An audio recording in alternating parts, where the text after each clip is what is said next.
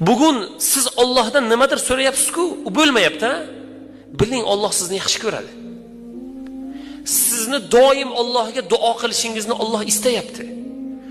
Va biling birodar, bugun duolaringiz ba'zi birisi ijobat bo'lmayapti-ku, xafa bo'lmang.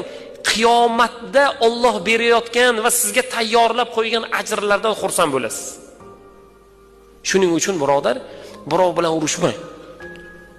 Birov pulga, molga, mansabga, bir narsaga talashsa siz talashmang. Siz berib yuboring. Siz berib yuborganingiz evaziga Alloh sizga qanchadan qancha ko'p narsa berishligini qiyomatda ko'ramiz birodar. Shuning uchun kuyinmang. Siz uchun xafa bo'lmang. Ba'zi bir narsadan bugun qiyinchiligingiz yoki pulingizda, yoki badaningizda, yoki qalbingizda, yoki bir ishingizda bir muammo va u muammo bugun hal bo'lmayotgan bo'lsa, siz xafa bo'lmang. Xursand bo'ling.